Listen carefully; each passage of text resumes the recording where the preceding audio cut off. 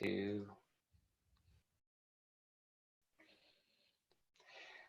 All right, well, welcome to this Thrive Today webinar. My name is Nick Harang, and I'm so glad that you are joining us.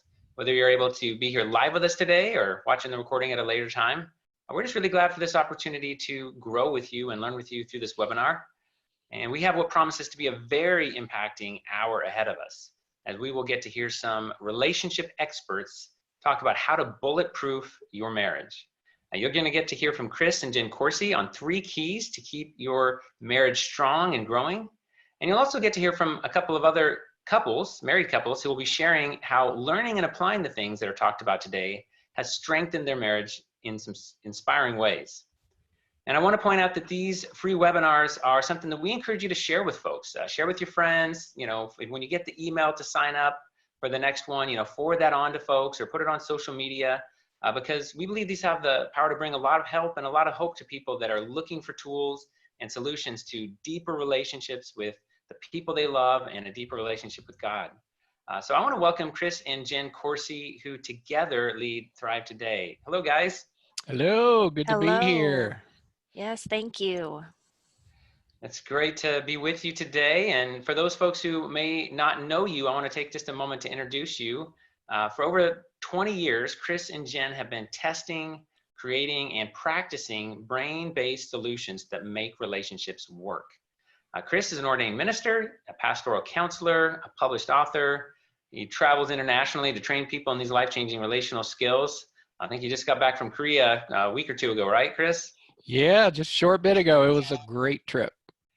Fantastic. And Chris and Jen have 2 wonderful boys, Matthew and Andrew, and Jen, among other things, loves teaching moms and other parents how to apply the relational skills that have changed her life and her family to their lives. She's one of our Thrive Track trainers and also writes a weekly blog that many people, my wife and myself included, have found very helpful in seeing examples of what it looks like to live out these 19 relational skills in marriage and in parenting and all of life.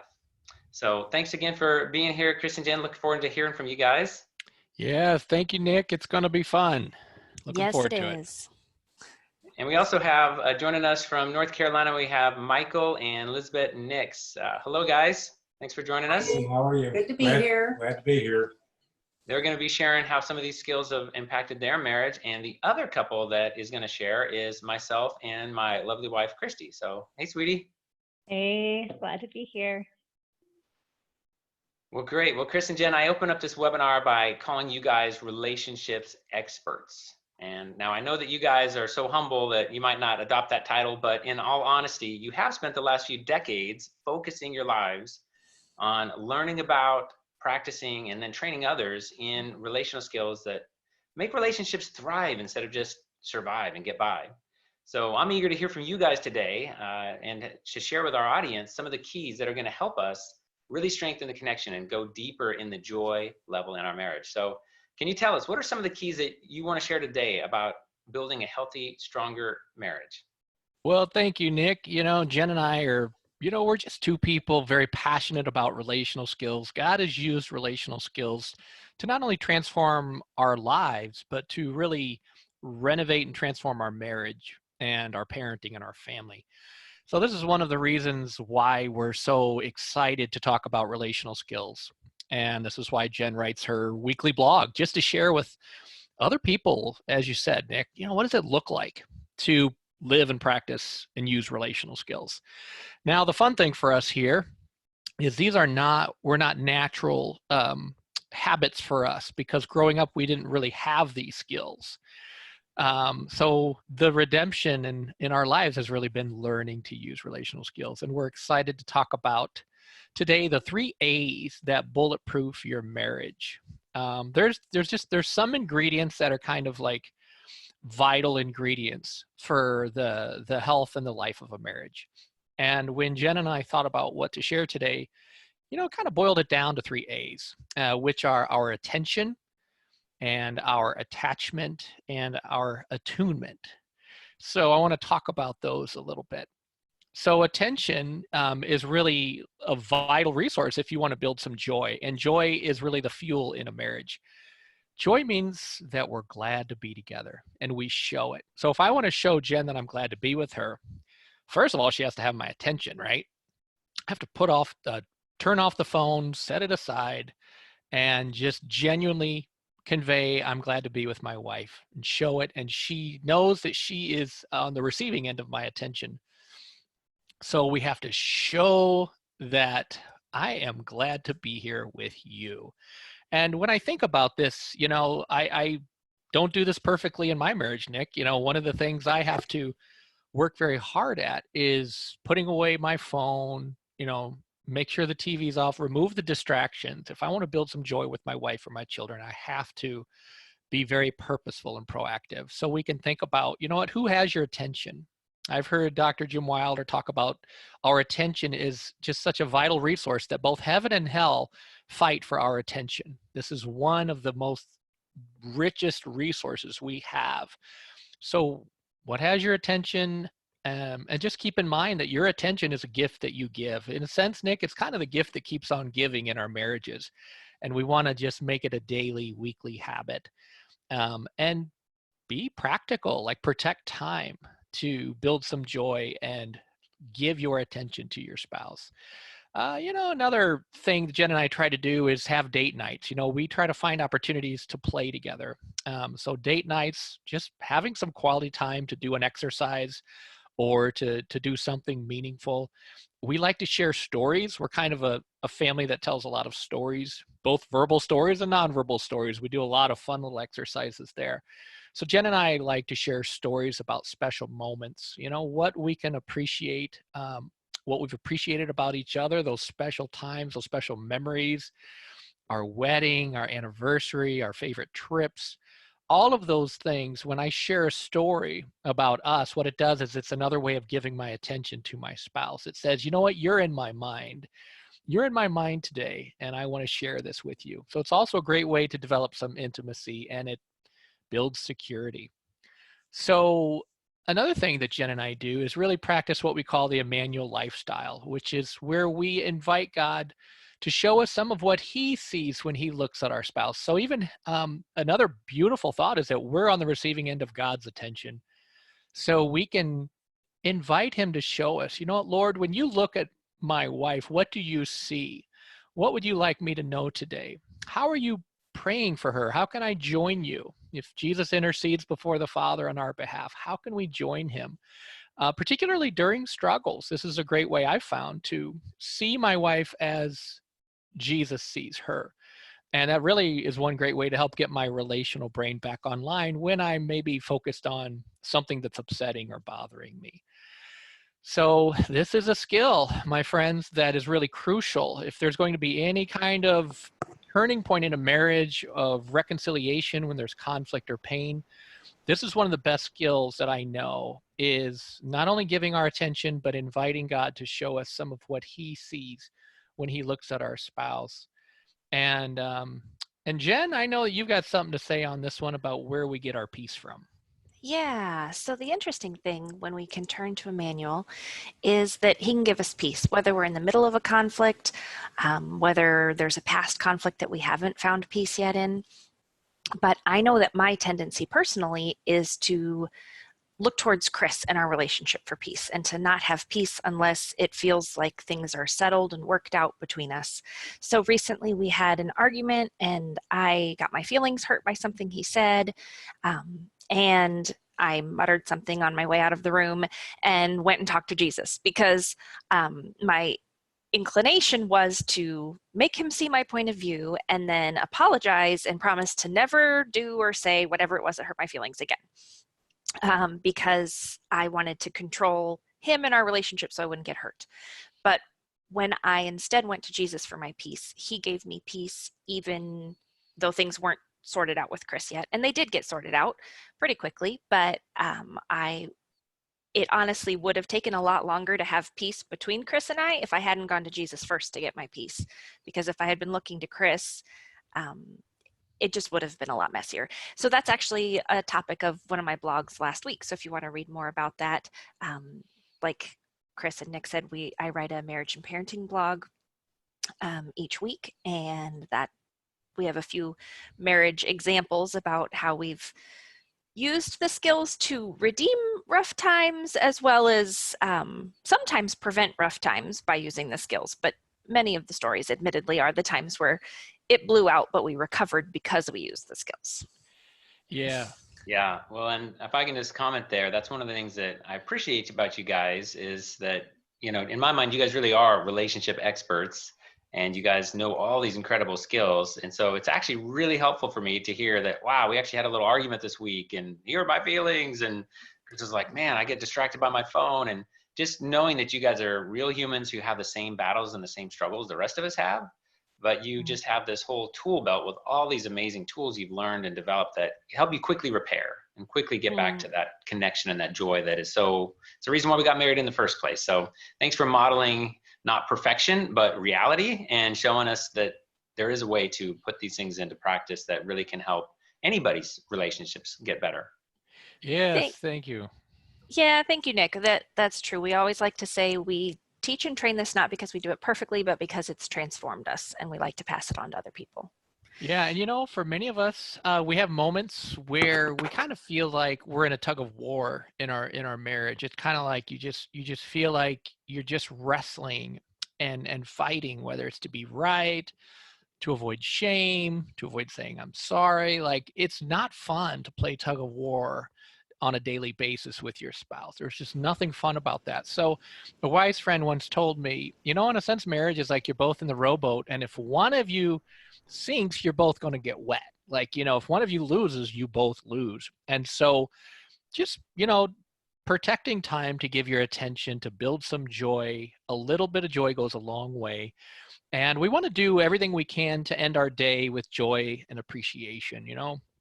The Bible says that we shouldn't let the sun go down on our anger, and that's no more real and important than in our marriages. Like, we don't want the sun to set on our anger. So even if you're not enjoying being together, just take some time to quiet. Catch your breath. Try to think about the things that are special, meaningful, life-giving for you, and then slowly start to use your face, voice, words, body language to try to connect. And we'll talk a little bit more about that here in a few minutes. But my friend Dr. Marcus Warner and I wrote a book called The 4 Habits of Joy-Filled Marriages. And we really focus on 4 key habits in this book. And, sharing your attention and having your spouse's attention really reminds me of what we'd call habit 1 and 3 in the 4 Habits book, which is playing together and appreciating daily. That's what makes these habits so impactful for couples, is that I have your undivided attention. You have my undivided attention. And that is where a lot of good joy can begin to grow and blossom. But there's another A here, Nick, I want to talk about, and that's attachment. So attachment is when we find the times to build joy and rest together. In a sense, we're nurturing a rhythm, because joy, is a high energy emotion. So when I'm building joy with Jen, we also have to protect some time to rest. But this joy and this rest with you, with my wife, is what builds a bond. And there's no greater force in the human brain than this need to bond, this bonding circuit. So this attachment is the predictable, consistent connection with your spouse. I can count on it. I look forward to it. Even when I'm traveling, Nick, and I'm in South Korea, just thinking about my wife puts a smile on my face, because there's a bond there, and it's a good bond. It's a joy bond. It's a secure bond. So, that's part of what your brain does. When you have a good connection, just thinking about that person is a source of comfort and joy. And so this attachment really refers to kind of a secure base of operations in your relationship. So this is where I know I'm going to see my beloved. I'm going to have time with her. We're going to build joy. We're going to rest together. When you do this, your bonding center says, this is really good. I want more. And so high energy joy, low energy rest provide a really good attachment. And all of us can quickly attest, if you've been married for any length of time, marriage is hard. You're on a roller coaster of emotions and struggles and hardship. So the goal, joy is not happiness. The goal is to work on getting back to joy when things go wrong. And that's what happens when we have a good, strong attachment. So if this bond is secure, it's based on joy and love instead of fear or pain, then what happens is this bond creates kind of a background state of well-being, in the words of Dr. Alan Shore. So this is kind of this implicit sense of everything's going to be okay because I'm with my spouse. I'm with Jen. So no matter what happens or how hard my day is, I can count on the fact that she's with me. So we're not alone. We feel connected. And as soon as your brain feels connected, this gives you some of the best resources to navigate the hard stuff. But the moment you feel alone, it sets you up for some really hard times because your brain just doesn't do well when I feel alone and something's hard. So we want to do whatever we can to try to build some consistent connection that we can count on, that we can look forward to. It doesn't mean it has to be 4 hours. It can be a 5-minute, a 10-minute, a 15-minute connection that you can count on daily as much as possible. Even throughout the day, just, maybe it's a 2-minute conversation to check in while you're at work. Whatever you can do to try to build that bond. When our attachments are insecure, Nick, what happens is my needs are unmet. And then fear starts to dominate our interactions. So these bonds are actually in place by the time we're 2 months old. So we've already got patterns in place by the time we get married. The good news is we can work to correct it. The Bible says there's no fear in perfect love, right? Perfect love casts out fear. So love is actually a greater force than fear. And that's the kind of bond that we want. Otherwise, when those bonds are kind of insecure, one of us is the pursuer, one of us is the runner. So for Jen and I, she used to be the pursuer and I used to be the runner. And then sometimes she would stop pursuing and I would look back and she's not running after me anymore. And then I'd turn around and start running after her. So we did this little dance, which a lot of us do. And that's just, it's part of the dynamics of our own attachment stuff. The good news is this can be corrected because ultimately they're anchored in fear or pain. And this is just the kind of place where God wants to bring healing and redemption for all of us, so that we actually have some mutuality restored in our relationship. So these opportunities to connect at deep levels are also where we kind of strengthen our stress regulation circuits, which is just basically another technical term that says in your bonded relationship, your brain gets stronger at handling the hard stuff. And so building some joy, resting together, connecting, this is actually giving your brain strength to better stay connected with each other and build some joy.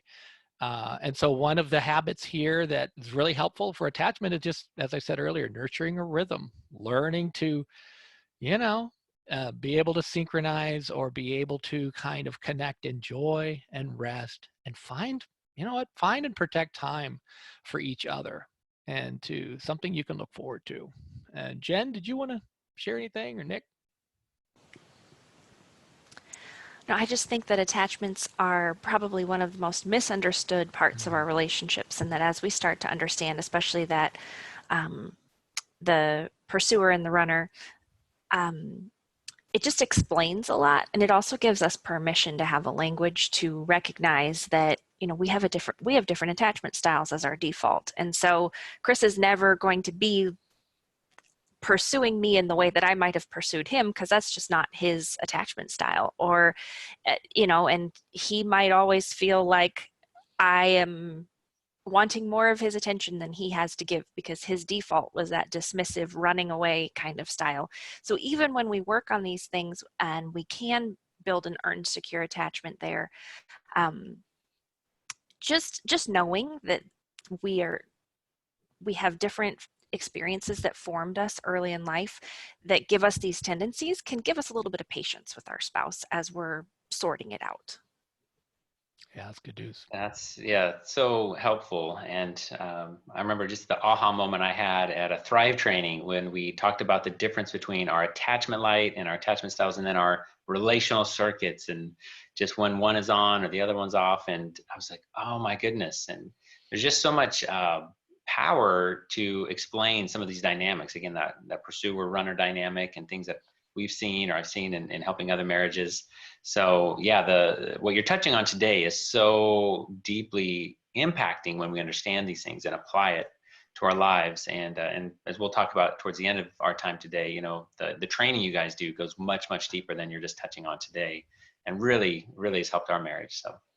Well, thank you, Nick. And honestly, yeah, this has been probably one of the biggest ingredients for our marriage that has made such a difference, is recognizing those dynamics and then learning those skills so that we can better be available with each other. Honestly, it's just been profoundly life-changing for both of us. So, and I think that's going to be true for everybody, because you don't have to spend a lot of time on this planet before things go wrong relationally, and that can scar us. And so, again, these are just the kinds of things God likes to heal and restore in us. So this brings me to attunement, which is our third A.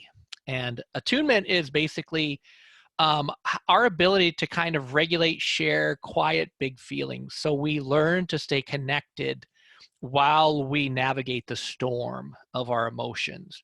And a lot of this really comes down to what we learned younger, before we even got married. What did our family, our community teach us about emotions and how we handle emotions, and how do we stay connected? I mean, and I remember before Jen and I were married, I jokingly, but halfway serious as well, seriously, jokingly asked her, I said, "Are you sure you want to marry me? Like, do you realize when we get married, all of our garbage is going to come up to the surface? Like, that's just how these bonds go. Like, are you sure you want to sign up for this?" And thankfully, Nick, she said yes.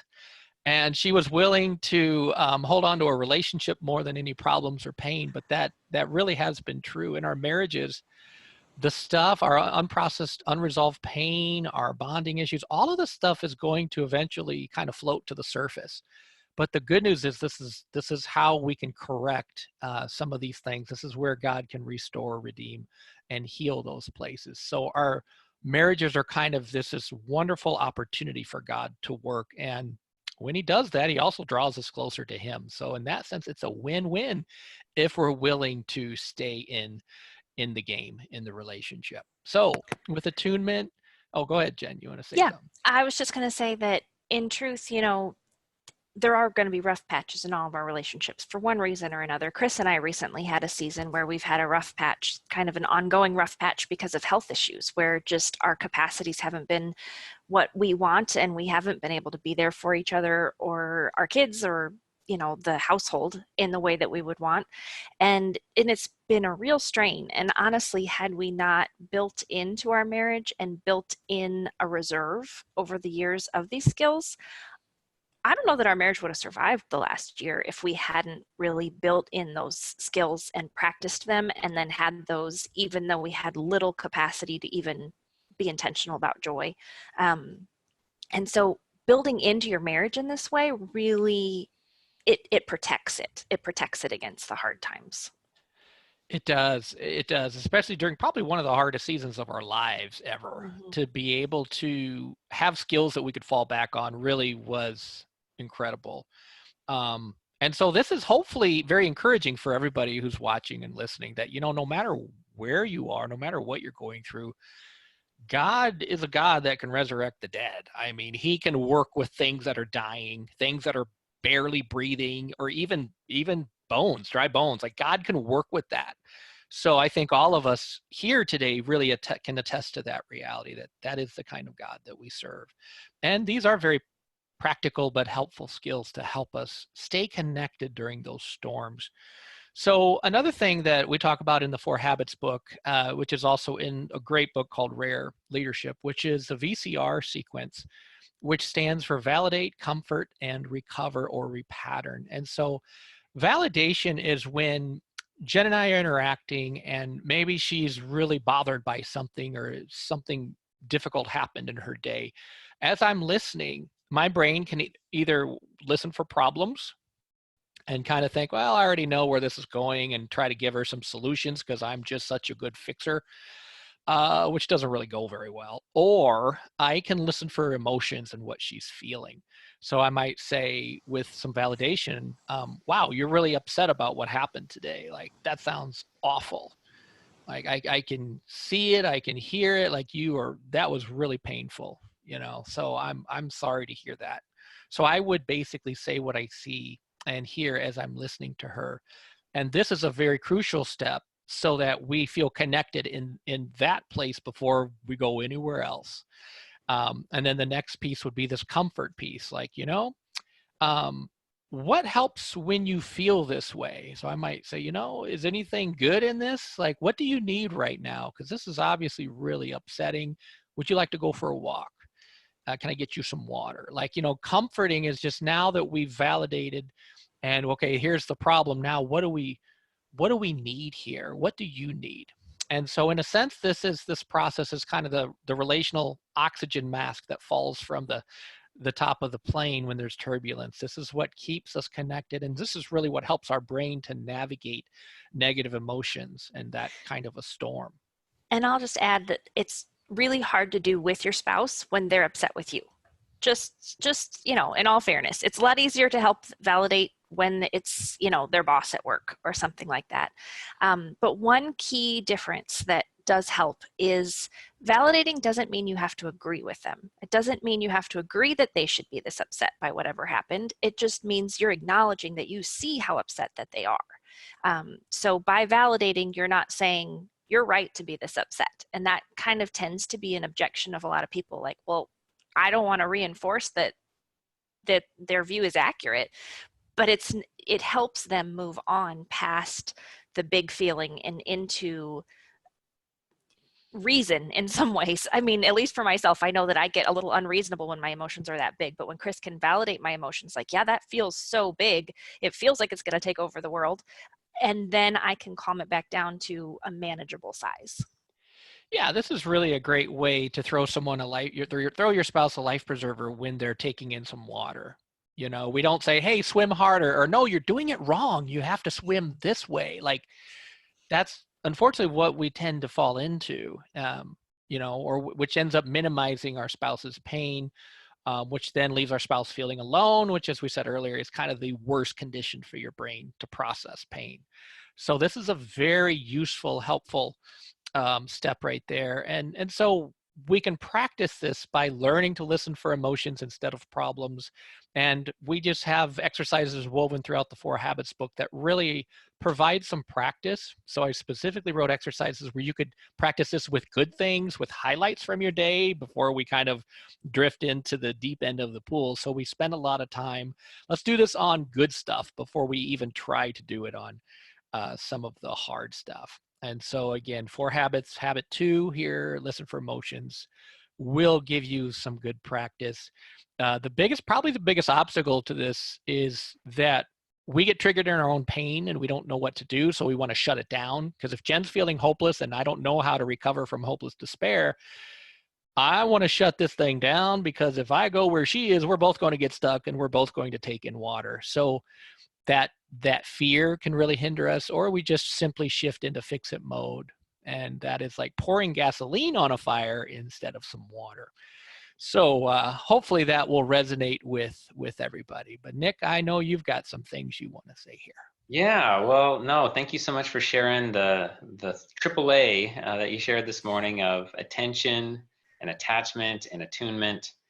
Those things are so rich, and there's that you just touched on them. You just scratched the surface, and we go much deeper in a lot of what Thrive has to offer. But first, before we talk about some of those next steps that people could take if they wanted to go deeper, I want to hear from Michael and Lisbeth, because I'm sure as Chris and Jen were sharing today, you guys probably had some things pop into your mind of like, yeah, that's helped our marriage, or, oh, when we learned that, this is what it did for us. So Michael, Lisbeth, would you guys share with us how these skills have impacted your marriage? Great. Yeah. Thanks, Nick. You come away from these trainings and the books with so much information. It's kind of hard to focus it on one thing. But for me, a really basic principle is the principle of keeping the relationship bigger than the problem. And when you allow the problem to come to focus, everything is out of perspective. And Elizabeth and I were not always very good at doing that, to be honest with you. We've learned to do that. We've also learned the importance of joy and connection, which we really didn't appreciate. When we continually practice and connect and do the joy exercises that you come away with, you do come away with tools and exercises to help you develop the skills and the habits. When we do that, um, our relationship is just so much stronger when we practice the joy, when we're seeing one another as Emmanuel sees us. It just creates this tremendous appreciation for one another and for our relationship with one another and for our relationship with Emmanuel. It creates this really secure foundation that we can continue to grow our relationship on. And it's just been transformative for us. We've learned to remain connected when we're facing these problems. For me, I think Chris said he's a fixer. For me, I just want to jump on fixing the emotion or fixing the problem. And we've learned to stop, talk to one another, understand the emotion that's going on, and discuss what will make the situation actually better. And it's just been a real transformative experience and set of skills for us. That's so cool. Thanks, Michael. How about you, Elizabeth? Well, I agree with what you shared, and just knowing, like hearing Chris talk about the value of just affirming the emotion, the emotion that might be being expressed. And even though, I read it on paper and I understand what Michael is doing, it just takes a load off to be understood, to be seen and loved at the same time. It takes such a load off me, and that just kind of makes the emotion go down. But another thing that I've noticed is just as my ability to quiet has increased, as I notice like irritations arising or whatever, that's like a cue that I need to take some time and quiet. And it's so simple and it's so amazing what taking some breaths, just slowing things down, how that can shift the atmosphere in the environment over to peace and flexibility in my thinking, less domination by emotions. So that has been just a really big one for me in our relationship. Oh, wow. That's good. Really encouraging to hear that, guys. Thank you for sharing how these things have impacted you. And I mentioned that my wife and I would also be sharing. So you want to go first, babe? Sure. I think Jen alluded to something like this, but I think first of all, just having language to talk about these things that are going on is so helpful. So even like with the VCR, validating, comforting, and having language behind that. And I've noticed, even, Nick, when you and I will get in a conversation or I'm sharing my heart, and Nick's like the best listener ever. He does such a great job of validating and picking up on how I'm feeling and reflecting that back to me.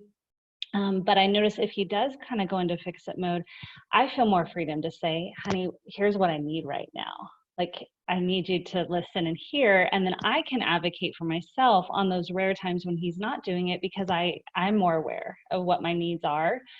And one thing that really stuck out to me when we were going through the 4 habits of joy-filled marriage was the listen for emotion. Nick's pretty good at doing that. I'm not always great at listening to him, and he sometimes is in his logical brain, talking about problems or challenges or things. And this was just like a light bulb for me of like, okay, how do I listen for emotion?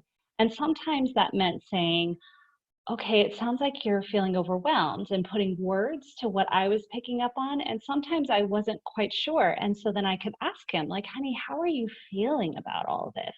Like, how do I draw out the emotion and not just the logic of what's going on? I still have a lot of work to do on growing in that, but it was just really helpful language for me to be thinking about, okay, how do I listen for what's going on in the heart and not just the little list of items that is being discussed. That's good. Thanks, sweetie. And you were very kind in the way you described me as a great listener, but we both know that I would have got an F if I took a test on good listening for emotion not that long ago. That it is a skill to be learned, and growing up and thinking emotions are not really worth paying attention to learning that, wow, emotions are really the the canvas of the soul. It really, is such a rich part of our lives, and we need to pay attention to how God is coming to us in the positive emotions as well as the unpleasant ones. It's just been a game changer, and I think it's probably done more to strengthen my relationship with you and with our kids than probably any other single thing. Is just being able to stop and listen for the emotion behind the words, to not be overwhelmed by it. Like Chris said, oh, if they're in despair, I can't handle that. I don't want to go there, so I'll just fix it right now. Versus okay, I'm secure, and I'm going to go into your emotions with you, be able to verbalize what I think you're feeling and connect at that place. And then together find that path to comforting and recovery. So it is a skill to be learned. So if there's any guys out there like me who, just would have got an A+ in fixing and an F- in listening for emotion, you can change. I've changed. But I do want to say one other thing that's been just a great skill to learn. And again, a lot of these things are simple. Like that one that we just described, that's not a quick, instant, you become an expert overnight, but it's something when you learn, you can begin practicing and gaining some skill in and see the benefits right away. But another one is just this thing of practicing appreciation. And I love leading the online groups that Christy and I've led for 4 Habits of Joy-Filled Marriages, and just getting to practice the exercises regularly as part of the group. We've done this, but then even outside the group, like even this week, we'd had a busy day and we're going, and kids and work and this and that. And we finally get to sit down and be together at 10 o'clock at night. And I just knew it's for us to connect, we could talk about all the hard things of today, but I think it'd be better if we just talked about some things we appreciated. So we modified Chris and Jen's favorite one. They call it Triple My Joy, where you find 3 things you appreciate about God, 3 things you appreciate about your spouse, 3 things you appreciate about just other things in life. And so sometimes we'll do the 3-3-3, just kind of back and forth. And sometimes I'm like, well, that feels a little overwhelming right now. Let's just start with 1-1-1, and then we'll go to 2-2-2, and sometimes we'll kick it up to 3-3-3. But as I found, just looking back and scanning the day or scanning the week, and just, I really did appreciate that walk yesterday that I got to take in the morning, where the sun was shining, was on my shoulders, and just the leaves on the tree were really just lovely. I just felt a real peace as I was taking that walk before I started my workday. Just expressing that, I start feeling those feelings again of what I was experiencing yesterday. And I'm letting my wife into my heart. Because a lot of times early in our marriage, she's like, what's going on? And what do you feel? I'm like, I don't know, I went to work. And I didn't know how to answer the questions where she wanted to know my heart more.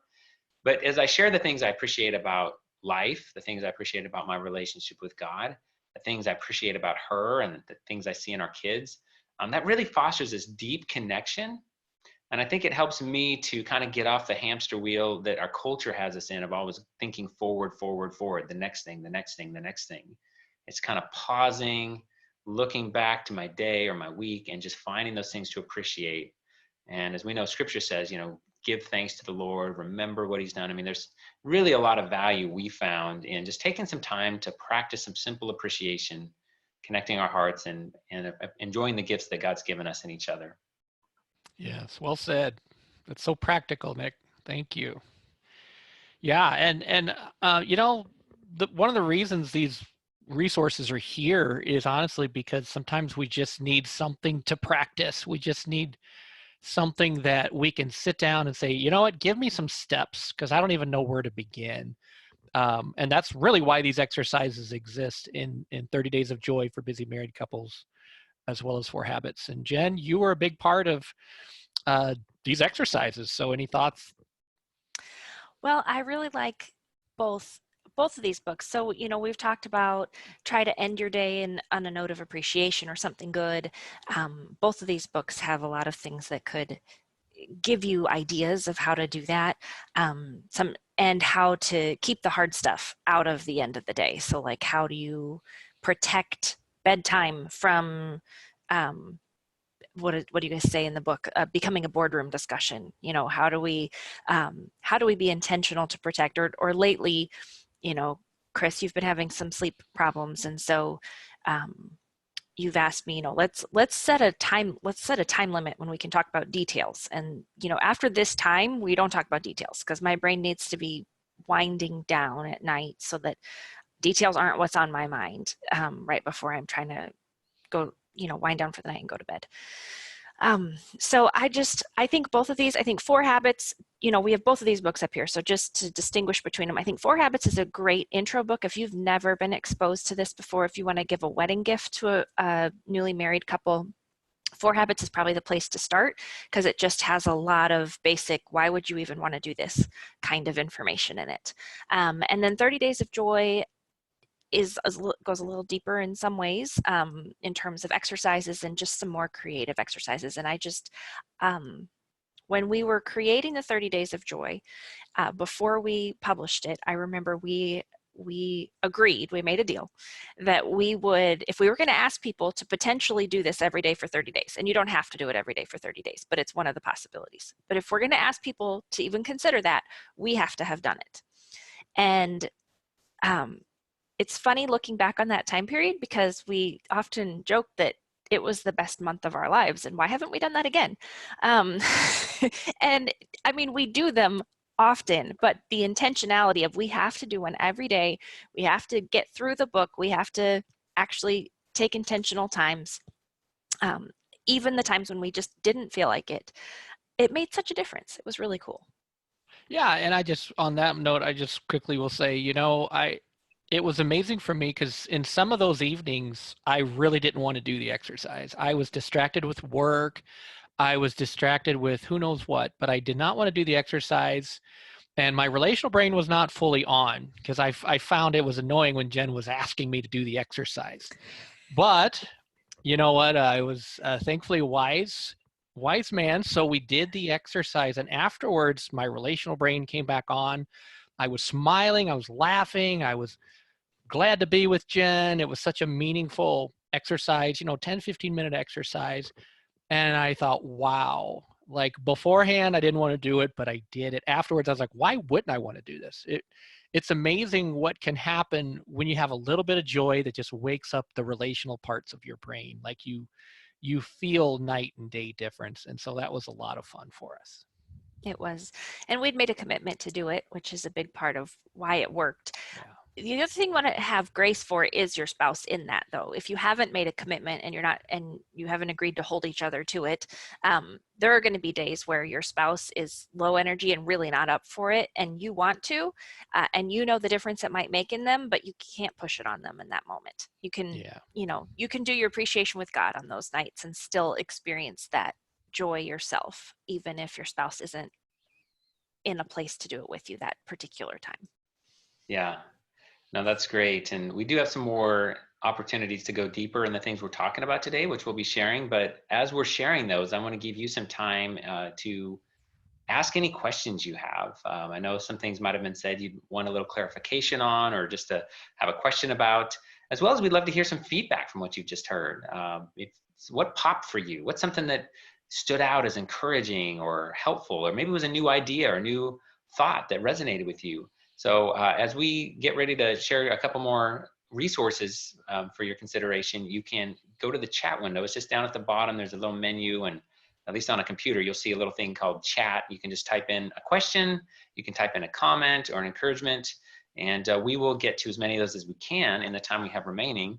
And now I just want to mention another way, and it's one of my favorite ways to go deeper in this stuff, because Christy and I actually lead some of these, not all of them. We have a number of trained facilitators, but we have had the privilege of leading these 6-week online small groups. And they meet just for 90 minutes, once a week for 6 weeks, and they go through the material of the 4 Habits book.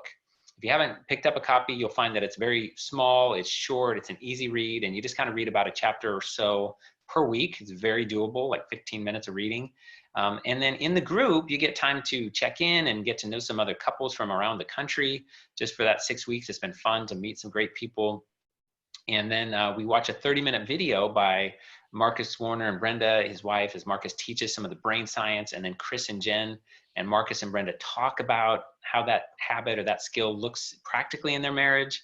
And then Chris and Jen model and through an exercise. They describe it, explain it, and they model it. And then in the small group, we actually turn off our cameras and mute ourselves. And then for 15 minutes, we actually practice those exercises with our spouse. And then we come back and talk about it. And I'm just telling you, my wife and I can't wait for our next group to start, because we just get to build joy in our marriage. So these are we have 2 new groups starting in the second week of March. So if you go to happyhappymarriage.org, you'll find them. And I think we're also going to have them up on the thrivetoday.org website soon. But today you can just go to Happy Happy Marriage and check it out. It is an investment, but it's a lot cheaper than marriage counseling, honestly. And as they say, an ounce of prevention is worth a ton of cure. So the investment of time and money into this can build some habits and teach you some skills that you can carry with you, like the appreciation skill and the listening for emotion. I mean, these are the things that we do in the groups and that Christy and I are still doing outside of the groups because we kind of got the training wheels in the group, and now we're cruising down the road. So Nick, can I say something about that yeah, really please. quick? I think one of the beautiful benefits of these groups is the community that gets formed in doing this with other couples. It just adds fuel to the fire, so to speak. It's one thing for Nick and I to do it alone, and we enjoy doing it alone, but when we get to do it with other couples who are in the same boat, who are learning these things together, like, it just creates increased joy.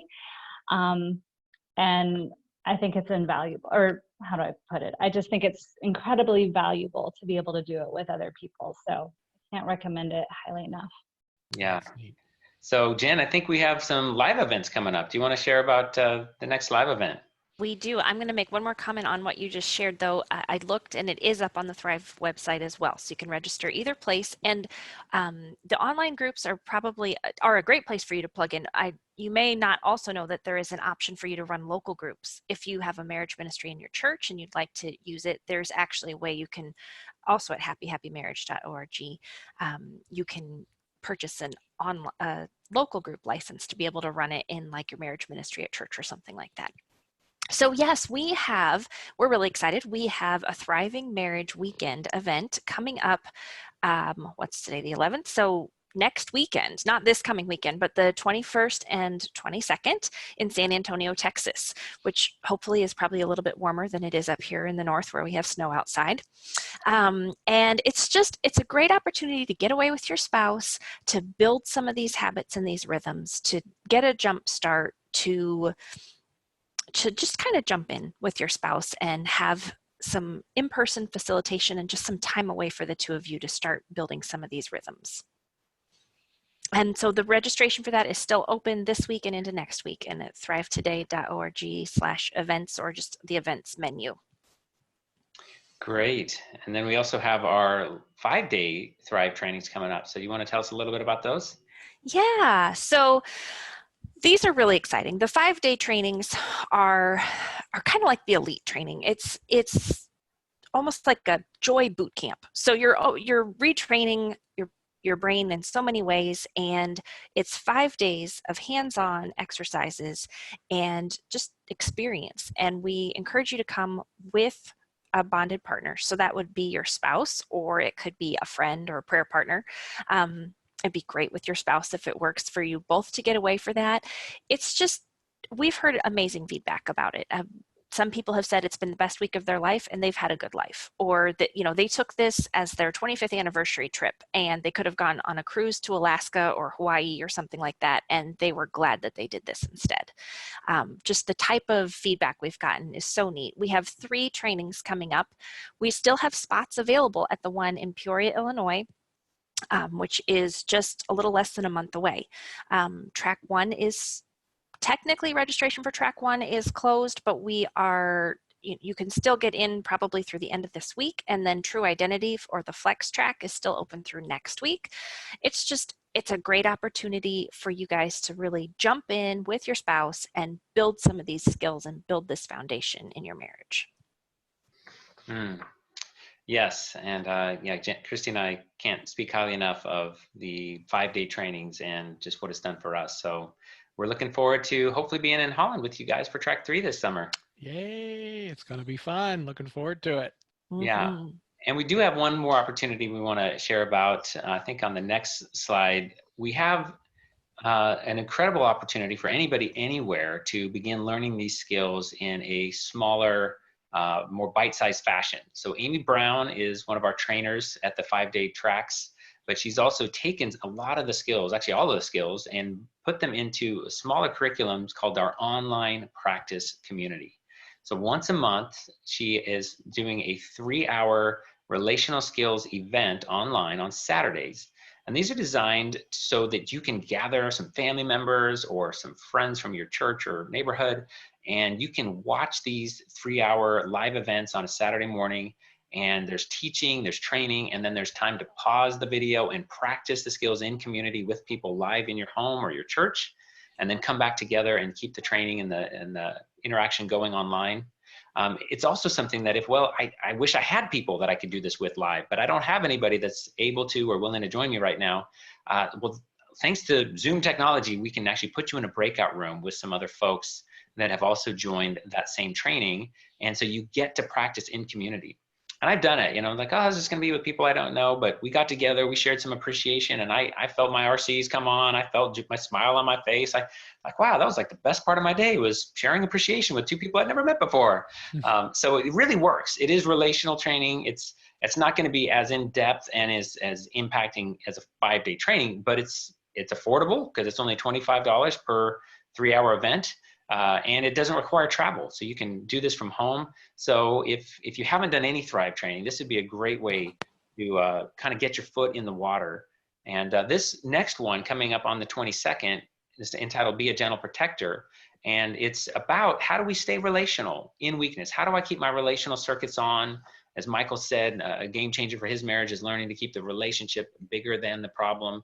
So we're going to be talking about how to stay in relational mode, how the level 3 and 4 of my brain on, and notice when it starts dimming, and how to stay in relational mode with some practical tools and exercises. So hopefully we'll see a number of you guys there. And this is also one of those that if you can't make the live event, we have a church in Canada that they actually have a bunch of people sign up for it, and then they gather on a weeknight the following week to watch the recording and practice the skills. So again, it's wonderful that we can do this live for those able to make it, as well as make it available as an after event recording. Yes. Well, and I'm excited to say on this one too, this series that Amy's starting right now, she's going to be blocking it into about 1-hour chunks. So because we recently had a pastor say, this would be great for our small groups. We could do 1-hour videos for 3 weeks. We could break this into 3 hours or 3 weeks of curriculum for our small group, and we could have discussion and exercises and all of that. So that's another way that we're hoping to use the after viewing events in the future, is that she's going to be breaking those into those 1-hour stopping points. Well, that's cool. Well, there's some comments and questions coming in. So I'd like to read a couple comments, and then I'll funnel a couple questions to you guys, Chris and Jen. Joyce said, we first heard about Thrive through an announcement at Moody Church about your marriage programs. We signed up for an online group. We read and worked through the 4 Habits book, and we found it so helpful for our marriage that we purchased the 30 Days for Busy Couples, the 19 Brain Skills, etc. We've been reading and working through them with our family. Even our emerging adult thinks they're very beneficial.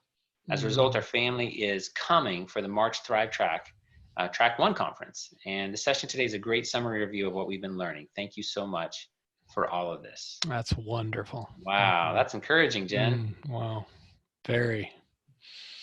Fantastic. Yes, it is. Our friend Tamala says, great job, you guys. Appreciate you so much. Well, thank you, Tamala. We appreciate you too. And Pastor Joe, our good friend Joe Johnson, says, I have memorized the names. This is something he's found helpful. The names of the big 6 negative or unpleasant emotions and the definitions of each one. That helps me identify when I'm feeling sad, or SSAADD.